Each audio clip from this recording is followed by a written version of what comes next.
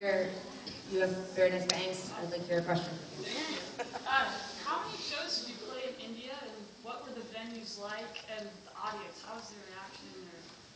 We had, while we were in India, we played 2 shows. We played a show in Mumbai, and we played a show in Delhi. Both shows were really, really fantastic. The second show was a little rough because Sara and I both got a stomach flu while we were there, which was rough. That almost doesn't do it. We got what they call Delhi belly, so I mean, we got parasites. Yeah. So I had to do like a 2.5-month cleanse after that, and it was, I mean, the cool part of getting Delhi belly is that you hallucinate, so it's like free drugs. Like, you're like crawling around on your hands and knees for 8 hours and saying some wild shit, so it was really cool. I don't hold it against the people of India though, because they were really great, but the shows were fantastic. I mean, we didn't put a ton of the show, the live part, in that movie because the venues were Hard Rock cafes, and they were really limited production, so there weren't really there were no lights on us, so it was pretty dark and the footage didn't look good. But as my mother so eloquently says, Tegan and Sara fans never let us down no matter where we go. There was a full crowd. It was absolutely wonderful. We had a great time. There are parts of India that make you feel, I mean, outside the venue were like homeless kids and like dogs everywhere and garbage and then you go into this like very American restaurant and like we're there and there's like big banners of like Whitney Houston and Mariah Carey and Alanis Morissette, and it just feels so fucked up, like, you know.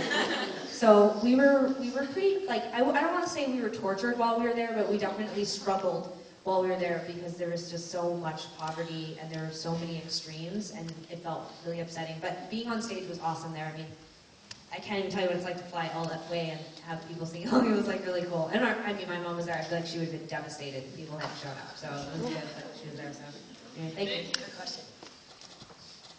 Yes, you in the, yeah. Earlier in your career, did you ever play with other Canadian bands like Cub or the Smugglers? I know you guys, didn't you guys record something with guys from Smugglers? We did, yeah. We worked with Carswell from the Smugglers. We never toured with Smugglers or Cub. I mean, we sort of escaped Canada really quickly and started touring internationally, so it took a while for us to kind of get a foothold in the Canadian scene. America was actually more of a home to us at first, musically. We're like the Backstreet Boys, you know, like we had to go back to our home country later on. But Dave Carswell, who's in Smugglers, produced If It Was You and So Jealous, and is fantastic. I mean, there's so many good Canadian bands. It's exciting to be from Canada. There's been so many waves of great music, so it's awesome that you know about all those bands. Gandhi's really good. Yeah, Gandhi's awesome. Go. Yes, Rachel. Are there any songs that are difficult for you guys to perform because you associate like negative memories with them? I mean, I think as performers, you are able to disassociate. Like, you don't think about the people or the circumstances that you wrote the songs about very often. I don't. Yeah, I think the more time you spend away from the songs, it gets easier. Like, when I put the con out, I remember the first night playing those songs, standing on stage, my knees like knocking together, like I felt so emotional about it. And now I play the songs and I think about completely different things. So you associate, as Sara said, you associate different things with it, and maybe the dark, bad stuff you just kind of get further and further away from. So, but it's hard. I mean, there are some songs that both of us really don't like to play, and I think it probably has lots to do with where we were in our lives. I mean, when people are calling out for songs, sometimes the ones they're calling out for are ones we've let go, kind of left behind. So, but Yeah, because a lot of emotion goes into music. oh yeah, I mean that's where we write very much from an emotional place. So, but you know, you get good. Sometimes I organize my closet while I play songs. I mean, you go weird places in your head. It's amazing what you can think about while you're playing music. And sometimes that's necessary because when you're in front of a crowd, it's like I could become very obsessive about every detail, and I sometimes have to just shut down and think about other things. So. But don't ever think about that when you're at a Tegan and Sara concert.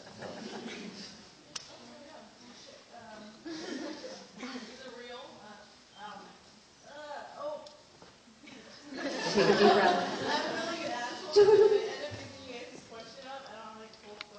Oh man, no one's judging, don't worry. Would you guys both say my name? Really?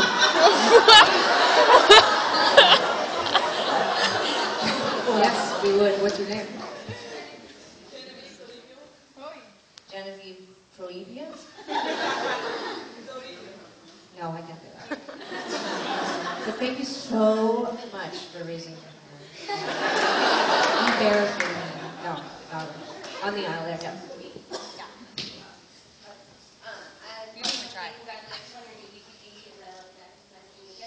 I wanted to know what your favorite, what Tegan's favorite song is of Sarah's, and what Sarah's favorite song is. Oh my god, I'm so glad you asked. Okay, here's my top 5. Number 1, Love Type Thing. Number 2, Take the Blame. Number 3, Miami Still. Number 4, Floor Plan of Your Head and Heart. Number 5, top favorite song that Sarah has ever written, Walking with a Ghost.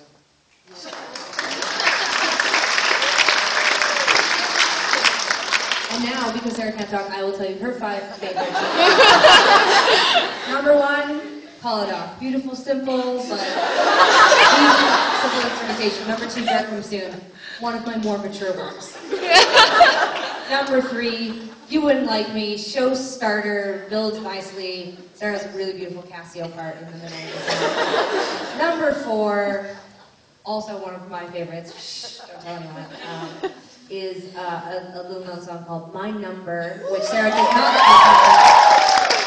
because she's a massive D-bag. And then number 5, Divided, which was the first song we ever recorded and put out, and like professionally, and is a song Sarah, of course, as you saw in the movie, enjoys playing with me because it's about our therapeutic experience and our passion for being together. Well done. The true answer to your question is that it is impossible for me to say. I feel so privileged to be in a band with Sarah and get to play her songs, and I think she feels the same way about me.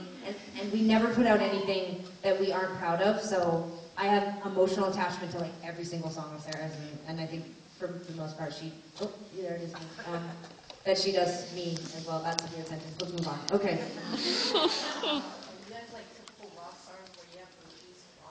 Oh, tons of groupies. Absolutely. Totally. Groupies everywhere. A lot of drugs. We couldn't watch the movies because we were just actually, we don't like to pick groupies from our own crowd, so we just hit all the other bars and clubs in the city. And we just pick up groupies at other shows.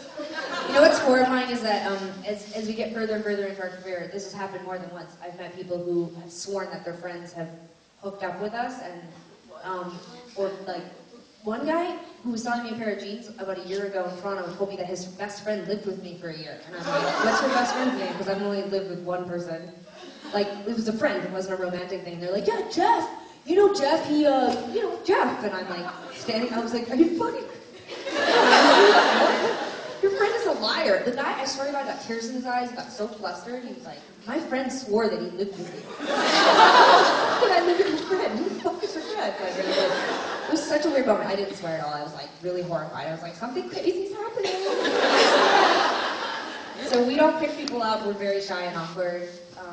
We are, like tonight specifically, surrounded by like people we've known most of our lives. We're really weird. The concept of groupie is fascinating to me and awesome. And there certainly are people that travel around and see a lot of Tegan and Sara shows, and we know them by name and love them and think that they're absolutely wonderful. I would never ever bring them back to my house and sleep with them. That would be, or I guess that's, look, you can tell I don't know what groupies. I guess you don't bring them back to us, you just bring them backstage. Here's the thing. Here's the thing. Ew, that's disgusting. Like, this whole Justin Bieber thing. Obviously, he did not get that girl pregnant. But just the story itself has ruined my life. And poor little Bieber, like, it's kind of tainted the way I see him, because now, even though I don't think he would ever do that thing that they're talking about, now I can't help it. Every time, you know, I hear that song, I'm gonna think about, it's awful, it's just terrible. Anyway, poor JB. Okay, you, and you're like, yep, you, yep. You're cool, you're cool. I noticed that you did, I don't care. Your guys' music has changed my life, so thank you so much for that. And also, I'm a huge book nerd, so if you guys have it on top of your heads, what are your favorite books? Sarah Territory, I can't read. I feel so bad because I don't feel like I can do it justice right now in front of you. But this is also a question we get asked a lot, and so I think I'm gonna just do like, maybe I'll just do like a monthly thing, right? With the books I read or the things I like, because I get asked it so much, and it's such a personal thing. Like, but I like to read. Sometimes I'll recommend books, and people will be like, I did not read that book. Like, they don't like it, or it's too whatever.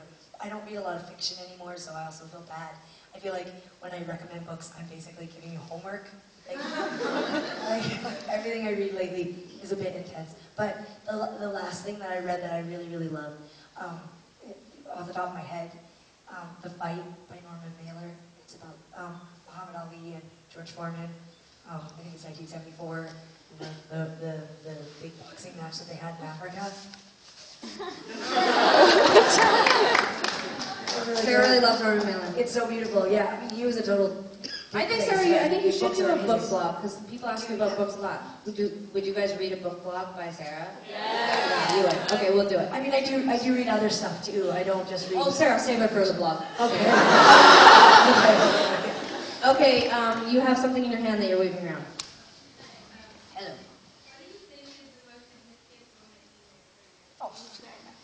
Guys, stop lobbing soft ones at us here, alright? The most... Come on, that was funny. Alright. Sarah, all I need is your laughter and that. It's so tough. These questions are so tough. You guys are killing me here. I mean, You know, Leno was a big one for me because it was well into our career. We were on the con, so we'd already been touring a ton, and we had done. you're pretty excited. We were excited to do Leno, but we had done Letterman. We'd done things, but there was something when you did Leno back then. I don't know if he does this anymore, but unlike the other shows where when you play on TV, they sort of have you off to the side, and then the camera sort of pans over when you start to play. But on Leno, they had a curtain, like a red curtain. And so when you go out onto the stage before, when he's going to introduce you, you can't see anything. You can't see the audience. And, this is the con, so it's like 2007. And, we're like pretty hard to like frazzle, but I felt really nervous because I couldn't orient myself and I couldn't see the crowd. And probably like not on like a horse that's made to race for money. Wow. Anyway, so I'm like standing there, and this wonderful woman, one of the producers of the show, she came over to us, and we were setting up and whatever, and then she said, "Okay, 30 seconds." And then she kind of looked at us and she's like, "You're gonna be great." And the countdown started, and I could hear them, like the music comes in, and I remember looking at the band and looking at Tegan and kind of giving them like, "Okay, we're gonna do this." And I remember as the curtain opened, it was like one of those rare moments that you have. I think it's most of the time you're not really thinking, "Holy shit," you're thinking, "Okay, I'm here and I have to play this song," and whatever. And I remember very clearly thinking, "We're on Leno." And the curtain opening and then starting the song. And it was definitely one of those out of, like, usually you're like really like literal, like I'm in this moment, I'm doing this thing, here I'm playing my guitar. But I remember sort of floating above it all and thinking like, "Holy shit." What was that? Oh, thank you. I'll come here.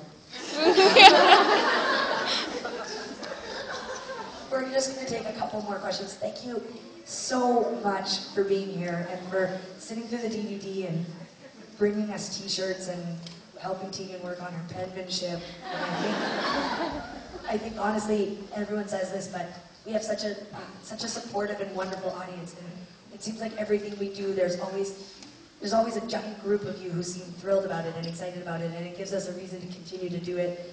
And this DVD was sort of a bit of a like letting go of the past and moving forward with the future in a big way. And we're super excited about the next record. And anyways, we're just goodbye to the two people that are leaving this fine goodbye. There's my mom and dad just there. I'm kidding, I'm totally kidding. I was hoping they would turn around and feel guilty. I didn't even have that. But seriously, thank you so much. But we're only going to do 2 more questions, but think really, make these ones really good ones. Just really good ones. Okay.